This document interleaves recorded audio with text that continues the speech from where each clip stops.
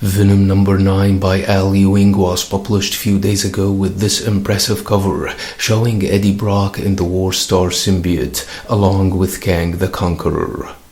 We last saw how Eddie's consciousness left Meridius Garden and traveled in the time stream, where he ended up in control of a symbiote called the Warstar on board Kang's spaceship. The book opens with Kang lecturing Eddie, telling him that his main problem is that he still considers himself a human being, although he hasn't been fully human since the Venom Clintar first bonded with him at the telepathic level. Eddie's mind is capable of inhabiting infinite external bodies and can form each cell of these bodies to whatever he wishes, and if he has limits, they are the limits of his understanding and imagination. Eddie has shifted the Warstar symbiote into a more combat form, with horns similar to those of Meridius, and says that he saw something when he came unstuck in time, some kind of vast conspiracy hunting his son Dylan, and it's called the Absent Throne. He left Dylan a message telling him how much he loved him, and also told him to find reporter Archer Lyle, but Eddie does not really know why he thought of her. Kang said that he thought of Lyle because he was going to think of her, but Eddie did not understand what that meant.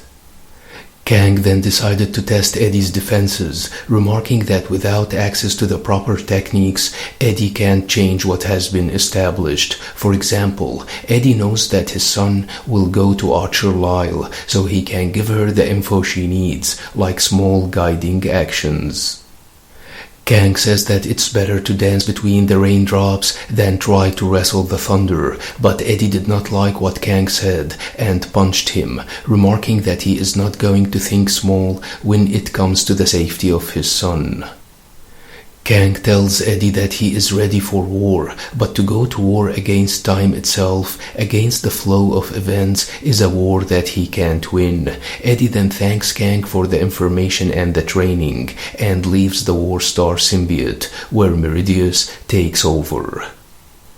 Kang tells Meridius that he gave Eddie enough of the truth about the travel to be dangerous, and planted a suggestion in his mind, but can't do any more. Meridius said that it was more than enough, and that the little rat entered his maze. Eddie travels back in time and takes over one of the symbiotes left on Earth in the wake of Null's invasion, and emerges from a sink, terrifying an employee from Stark Industries. Using the man's laptop, Eddie noticed that he is roughly 6 days before his death, and sends Archer an email warning her that he is going to die, informing her about Dylan, and asking her to look into the Absent Throne. Eddie then feels that Dylan is in pain and attacks the Alchemax lab where Dylan has been restrained, and tells him that Archer and the symbiote are the only ones he can trust, but Dylan snaps that Archer betrayed him and that bonding with the symbiote was what got him in that place. Eddie goes back to the time stream, saying that Kang is wrong and time can be changed, and that he is going to change it and fix everything. He jumps into his past self's body at the point in time where his consciousness was rescuing the refugees from the Skrull space pirates. He picks up the cell phone and calls Dylan, telling him that he is his real father and that the other one in the house with him is fake. He tells Dylan to come to the old motel he has been staying at. Hanging up, Eddie realizes that he forgot to warn Dylan not to trust Archer. Just as Eddie plans to take Dylan and get out before the helicopters arrive, his consciousness returns and takes him out of his body back into the time stream, where he finds himself in a sea of symbiote goo that tastes like blood and burns like rage. Meridius' voice then speaks, calling Eddie his most faithful servant, saying that Eddie knows from his personal experience that escaping one's destiny is harder than it seems. Eddie is not back in the Garden of Time, but he still can't escape his fate. Meridius says that if a mind can move in time, it can also be moved, captured, and chained, and that wherever there is a symbiote, it can become a cage for Eddie. He then tells Eddie that he has already met Bedlam.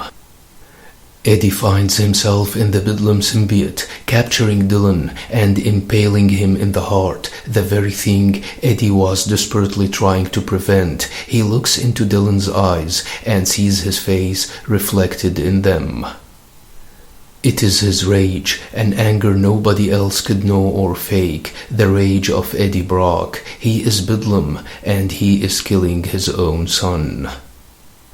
Eddie is determined to save Dylan, even if that means changing fate itself. I like what Al Ewing has been doing in this run, but I still feel that it's a bit slow. I also see Marvel pushing Venom to become its most powerful hero. Hope you like the video. Don't forget to subscribe, share, and like. Thanks for watching and have a nice one.